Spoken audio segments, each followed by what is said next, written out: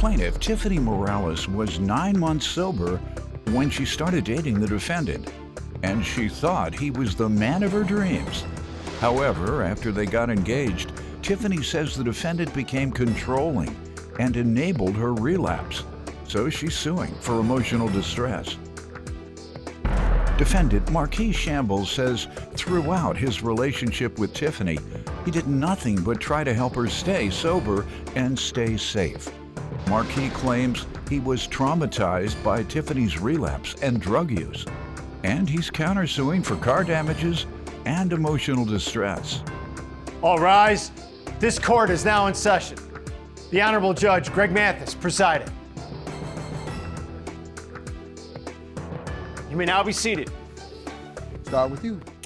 Okay, Judge, I met what I thought would be the man of my dreams in church. I was actually 9 months sober at the time, and we spoke quite often after that. He actually found me on Facebook, and we spoke every day, almost 8 hours, sometimes 6 to 8 hours a day while he was at work, getting to know each other. I was in a very good place at the time, coming out of rehab as a recovering alcoholic addict. Literally in such a good awakening. I had such a good freedom. I was liberated. I had 2 programs that I worked on a daily, a sponsor. I would go to church. I had a very good routine. It does say in the program that you're not supposed to get involved Correct. in the that first. was my next comment after you finish. However, Mr. Shamble was very, very just. I thought it was the God sent. I thought he was the one that was going to do what I had asked God to do, like the house, the car, the business, and that's exactly what he did, on top of not understanding the process that I held, where I came from, my dark past. We would talk for hours, and he would ask about these things, and I would tell him, you know, the desires of my hearts, the things that I would want to do for my future, start my own treatment center, want to help young girls that are on cocaine and have active addiction issues, toxic relationships, and he would put value into it. And then it started around February when he asked me to marry him. It just started getting controlling. Like, he didn't like my sponsor. He didn't want me going to meetings. He didn't want me to go. No, I'm sorry. He didn't want me to go to. Sorry, her sponsor, she was saying a lot of negative things about me and bending over in front of me. She was making issues with our relationship. And it was how they was responding. It wasn't me. They were responding, and she's bringing stuff back to me. Go ahead, So ma'am. it wasn't a control issue. Okay. So there was some issues between the sponsor and I. And me and her actually I said she wasn't going to be my sponsor anymore. And because do you think that played a role? Your relationship played a role? It definitely did. So in March of 22, I was asked to go back out to the recovery center that I did very well at. Who asked you? You say you were asked. I was asked to go speak. Oh, got it. All right. At my 1 year anniversary. He was very adamant on me not going.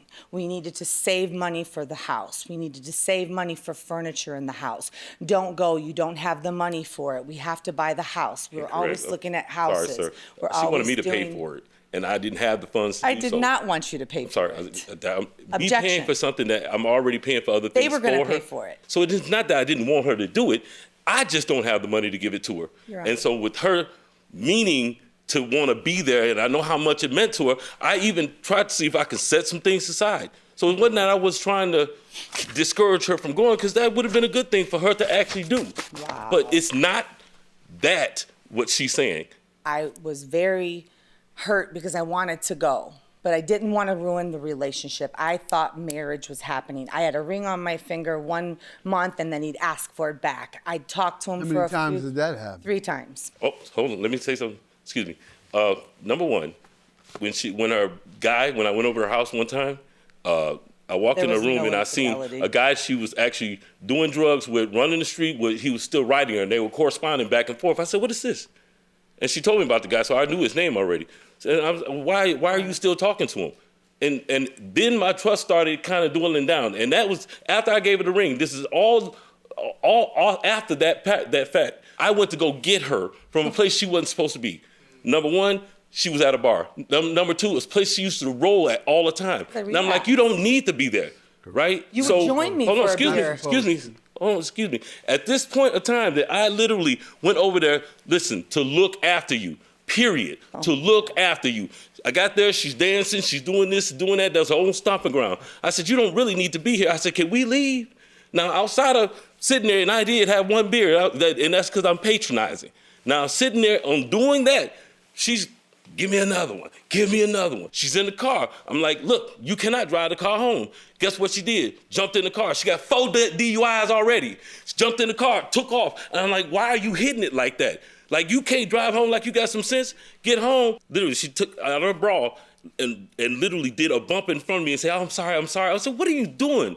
I don't mess with drugs or nobody that does it. You know and that. You should have never messed with me. She's, give me another one. Give me another one. She's in the car. I'm like, look, you cannot drive the car home.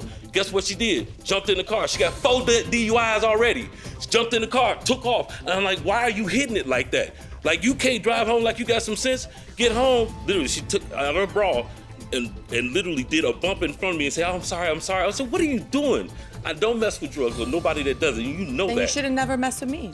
Defendant Marquis Shamble is being sued by his ex-fiancée, who claims Marquis drove her to relapse after being sober for 9 months, and he even gave her alcohol. Go ahead. Now, you can blame everybody for everything that you got going on in your life. But if I showed up for every single time for you in your life, I showed up for your kids. I got your daughter a job. I got and your you got son her fired. No, and you got her fired. Check it out. I talked to her mother. And you got her fired. No, I didn't. Yes, you did. I talked to her mother. Yes, you did. Her mother. You manipulated my mother. Talked about the black web, and you left me in Vegas. You knew I was an addict and alcoholic before you met me. All you did was manipulate me, control me, and you literally cost me my liberated freedom from my program. Now I need to go back to treatment because of you. Hold on, wait. The August 29th, so you should have it in the notes right now. August 29th. Just like you left me in Vegas and you had such a bad time. But here we are right here, Judge. August 29th. You all surfing around, and I was allowing him to address this allegation he has. You have anything you want to say regarding this bar incident? Yes. What do you want to say? That was Father's Day. My father was a recovering alcoholic, and I was very, very, very distraught that day. And yes, I did go back to the bar. That was the day I relapsed. Mind you, he was offering me drinks at restaurants. Ooh. Margaritas. Margaritas. Have a margarita. He was buying wine and beer. I had wine that was left at my house. And yes, I don't drink much at all. Did you drink it around her? No. It was left there. And she wanted a drink. I'm sitting there like, well, if it's just wine, it shouldn't matter. I'm like, okay. And this was right after the incident that happened at the bar. Hold on. Right after that incident that happened at the bar. Now, as far as her telling you this Father's Day or whatever. Did you ever read up on your fiance's condition? Something that she suffers and struggles with. Have you bothered to take time to read up? And if she was that important to you, that's the first thing you should have done. Yes, sir. And I want all viewers to know when you have a relative or a loved one that's struggling, you need to read up, learn about it. People with mental illness, same thing. Read up on it. Now, what you want me to tell? What you want to tell me? There's 2 sides to Tiffany, okay? And the one I met in church, literally, I fell in love with, and I would do anything for her. I mean anything for her to help her. I believed in her. When she came from the ashes, she really came from the ashes, and she built herself up, and that I was proud of. I honestly believe she's not only she has qualities, great qualities. I'm not diminishing that at all whatsoever. That's why I put my name up there for her kids. That's why I tried to do a lot of things for her. However, this is a call history of August 29th when the vehicle that she was driving, that she was drunk, that she got a call from her daughter. Her daughter actually had told her that she was approached by 8 men in a ski mask. This is what she told me, not only on the phone, but the fact that when she left my house, she was going there. Now, I know when she pulled up, she told me she was drinking. I said, well, what are you going to do? You stay here or what? No, I'm going to check on my kids. When she came back to my house, it was just 12:15. She walked in, told me she's going hysterical. She's all wired up, coked up or whatever. She literally tells me, I hit a car. No, I don't know what I'm doing. No, I'm I like, wait a didn't. minute. I have the driving record right here. You hit a car. And not only did you hit a car, It's a monitoring. you drove off. Not only did you drive off. That's the car in question. That's the that car you're in question with the countersuing? damage. Okay, you jumped way ahead of everything. So let me hear from you, ma'am. Well, tell me the incidents you want me to know about. Okay, so Help prove your emotional distress. Right. Go ahead. Prior to all of the extra, he asked me, he said, hey, my birthday's coming up, August 30th. I want you to come to Vegas with me, this and this and that. I want you to buy the tickets. And then he ends up leaving me out there because I lost a client. I lost a job, per se. And I got very emotionally distressed. Mind you, I was already into the relapse. And so when I tried to pull out of that, he didn't want to control it or come down. He started arguing with me in the room. So the people of the hotel, security, came and asked us what was going on. I went down to the pool. He literally kicked me out in a two-piece bathing suit while I was wet. He did not let me get any of my belongings. He literally had all my belongings at the front gate or the front desk. He was dressed to a T. Better than the zoot suit now that he has on. So he was dressed to a T, going out while I was in a wetsuit with a coverall, with my bag, not knowing where I was going. Ended up running into an individual that robbed me, took my phone. I had no way of getting anything out of my phone. Where were you at when you were robbed? Walking down the strip, down from the better part of the strip, down to the diamond, wherever I was at, to the bad part. Identify him with. In front of all those people? I was literally walking, yes. In front of the thousands of people? Yes. Okay. Yes, I was. They took the phone and they took... And, well, the gentleman that I met walking, he's like, hey, where you? Well, I'm walking in a two-piece. I have like this coverall. You know, oh, I got a cheaper hotel this way. Hey, can I use your phone? This and that. That's how that happened. I trusted the gentleman. He used my phone. He took off with it. I never seen him again. He got back on the plane. I was out there 1 week and 2 days, literally in the most heaviest addiction I ever have. I still have night terrors. What do you think he should have done when he felt he couldn't cope with your addiction? Separated. I'm accountable for my own actions. I'm definitely accountable. I should have separated and him separated. He did separate you. He kicked me out in the streets. I never seen him again. He got back on the plane. I was out there 1 week and 2 days, literally in the most heaviest addiction I ever have. I still have night terrors. What do you think he should have done when he felt he couldn't cope with your addiction? Separated. I'm accountable for my own actions. I'm definitely accountable. I should have separated and him separated. He did separate you. He kicked me out in the streets. Defendant Marquis Shamble is being sued by his ex-fiancée, who claims Marquis drove her to relapse after being sober for 9 months, and he even gave her alcohol. I just don't know what you expect if you're high off of crack and you're acting out that. Oh, I thought you said you had relapse and you were back into it. Okay, that's at that point. Same I got difference. you, ma'am. I don't know what you want people to do when you're severely drunk and you're confrontational. I don't know. You should separate, but I can't tell you who should spend whose money on a room based on who's doing what. I don't know. Maybe he didn't know what to do because, quite frankly, based on what you told me, I wouldn't know what to do either. I would have left the room. I wouldn't have locked you out, but I would have left. I would have packed my things like him and left, but wouldn't have locked you out. But you tell me what happened. Went to the hotel, got on the strip. From the strip, she started drinking more. I'm like, look, let's just call it a night, just go home. I'd already been this point, the next morning we get up, she literally accuses me of taking her Xanax. She bought 20 pills. I said, what? In my mind, it's playing back. All right, so you taking drugs on a plane.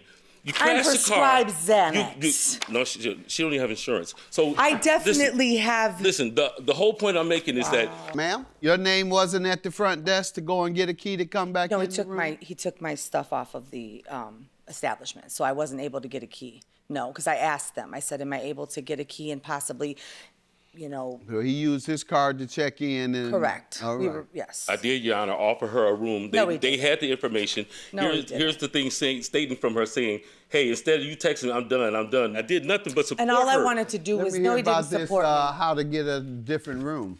Okay, so. See that? Read that text.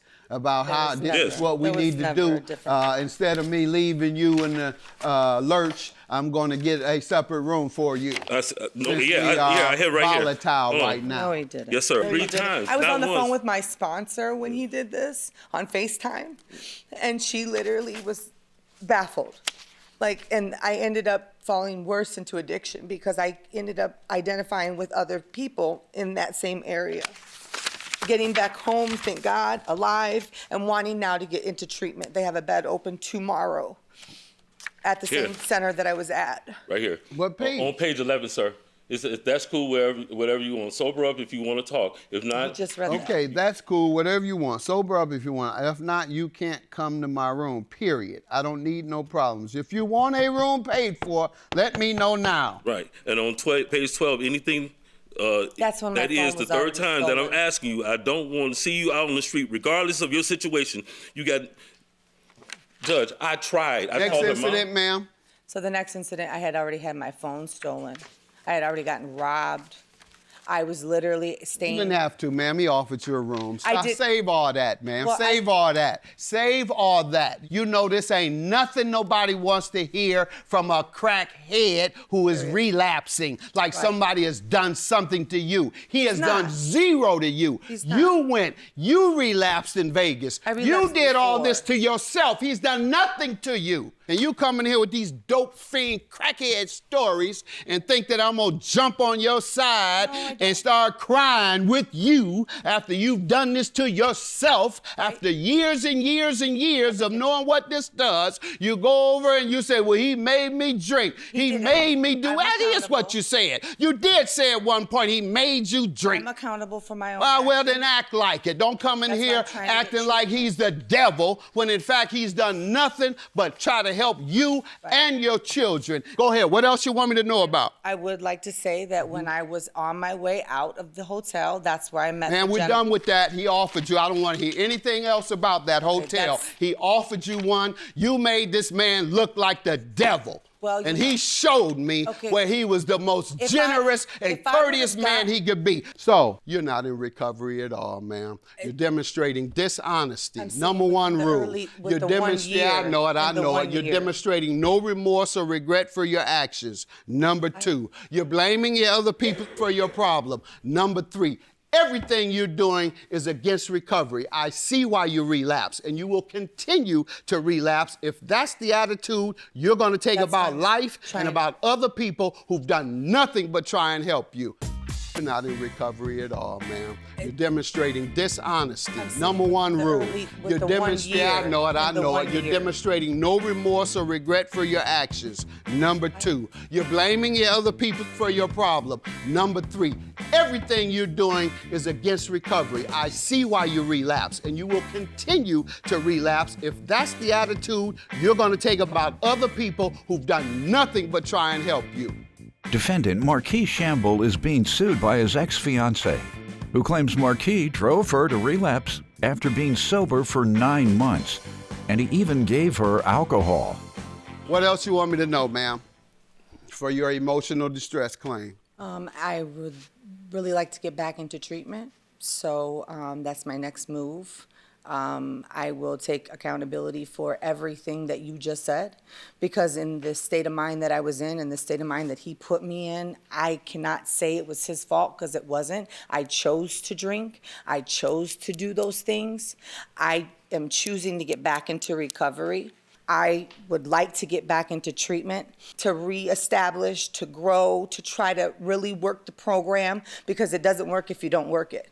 And really focus on self, and really focus on why I went through what I went through, and not backslide, because I don't want to die. That's recovery for you, and we're going to make sure that you're able to do all three of those things. You're talking like a person who's recovered now. Give me another incident you might want to tell me about to prove emotional distress. So he came and took the 2020 Tucson, which I don't blame him. When? He picked that up on a Saturday afternoon about a month ago. Under So, what pretense? I mean, it was in his name and you weren't paying? What? no, I have all the payments here I was paying, but I was under the understanding that he knew that my bank a statement or my bank account for my business had a situation. So I had to close one bank account out and get another bank account. So it looked like it bounced, but it didn't. He was actually on the phone when I made the first one-time payment. So he took the truck. He would not communicate with me to get the truck back. Now it's in both of our names. I have on page 22 all the payments I've made since we've had the truck. Sir, let me hear from you on the truck. I'm the primary, and because of that, she's exposing me to credit. to that nature, and now the fact that I've helped multiple times with little things. Were you late before on car payments? No, sir. Never. Never. All right. You have any evidence that she was late? She said she was never late once. They called me when I got back home, after she got back home, and we had talked. I literally. They who? The finance company? Yeah, the finance company. And said she was late? No, they sent me a paper saying it was 10 days late. What do you say to that, ma'am? It wasn't 10 days late? No, sir. I have. You were not 10 days late? I was not 10 days All late. right, I have the well, evidence here. I got you. There were the payments from July and August from my accounts, from my bank accounts that weren't late, but the system showed that it was late. It was not late. How many days did the system show me? It wasn't. It wasn't. I know. How many days did the system show? It didn't even show here. It just shows assessment return payment. So they took it out of the bank. So they had to switch the account. I had it on an auto pay. Talking about? You double talking. I'm man. sorry. I had it on auto pay. So when it was on auto pay, he was on the phone when I made the payment. The truck was never late. No, but you said there was a malfunction in the payment. Yeah, there was a. Yeah, that's what I need to know about. Explain yes, this there was a malfunction in the payment. Tell me. Explain it. I don't So understand. the malfunction in the payment was where my business account was actually closed. I had to reopen another business account because of some stolen checks in my neighborhood that were on my front door. So when they reopened, I forgot to call my lender to tell them. So, but I made the payment on time. However, when it went through the auto pay, it pulled out of the wrong account. Got it. So You have any evidence of that? It's right here. What page? On page 22. It was both of the situations were happening because of That's when she was late with the $80 that I paid, and then I paid the next How month, come I which is cannot talk? $850. You have $850. talked, ma'am. You've talked a whole lot. I'm telling. In fact, you've been double talking a little bit here. All right. And what is your counterclaim for, sir? How does she owe you? For the damages on the vehicle, the There was no 2020 Tucson. Like I said, she came back from our house after that long whatever. She came in the house. She told me she had an accident. That's when she started doing the drugs. I said, I can't deal with this. Yada yada. Went outside, looked and assessed the damages. This is before we even left to go to Vegas that same night. I tried to work it out with her, which I'm like, hey, I just paid another $850 literally when I got home because this is what they're telling me. He paid extra. It's not an extra if they tell me I owe it. Defendant Marquis Shamble is being sued by his ex-fiancée, who claims Marquis drove her to relapse after being sober for 9 months, and he even gave her alcohol. What have you all discussed about paying for the damage? She won't talk to me. He has communicated. She literally told me to my Your over the What do Honor. you phone. say to it today? He has not said. I know, we're communicating today. What do you say to it There today? was never an accident. Put that down. I don't want that. Okay, well that was Let's the talk DICO. about there was never an accident. There was never an Do you have accident. evidence that there was an accident? Yes, I sent pictures There's no. to photos. There's no file. What There page? was no What police. page? Here, let me get it real quick. There was no police Photos of- report made. I called all the. There was what? There was no police report made. I called That all wasn't. the. That's not an issue. Like Now for you're hit- sounding like a crackhead, ma'am. Now you're sounding just like a crackhead. You're already coming across like one who is all this double talk and transactional and 34. checks were lost. I thought it was this account. He's There were made me- checks on the porch that were Yeah. stolen. There All were. that sounds exactly like a crackhead. Now you're. 2 to 34. Sorry. I'm looking at it. I'm looking at it. Unbelievable. Ma'am, I believe you are still a crackhead. That's what I believe, and I'm glad you've asked us to help you, Get treatment. and we're willing to do so. Thank you, sir. But you will remain a crackhead as long as you keep lying as you are. Hopefully, when you come out, you won't. Your claim is totally dismissed. Yours is granted. I believe little or none of what you said today. Have a good day, good luck in recovery. Thank you so much, and sir. Find you a woman that can appreciate the work and the type of person that you are. I wish I was a woman, I'd marry you. Have a good day. Your claim dismissed, yours is granted. I don't wish nothing bad on you, your family. I care about your family. You know I do. just as I care about you. And I hope one day that, God blesses you to get through your recovery and you just continue to rise. It should have been over with the first day I met him, when he paid my tithing in church, and he talked down on the pastor and all the people in the church and walked around with his Bible and then walked around with wine, but I'm the crackhead. That's okay. You played a good game, though. You played a good game. You wore your hat. Here you go. Wore your hat. Good for you, applauso. After the case, Tiffany took Judge Mathis up on his offer and went to rehab for 30 days. Now here's Tiffany in a Mathis moment to tell us how she's doing. Hi, Tiffany here. I'm just checking in to give a quick update on my progress. I am 50 days sober today. Thankful to Judge Mathis and his amazing team of coordinators. What Judge Mathis said on the show prior to me going to treatment weren't words to hurt me, but they were words to encourage me that I could do better.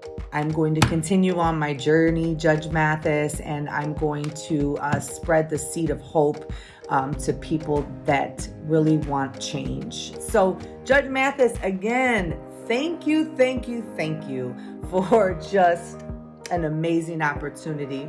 Thank you.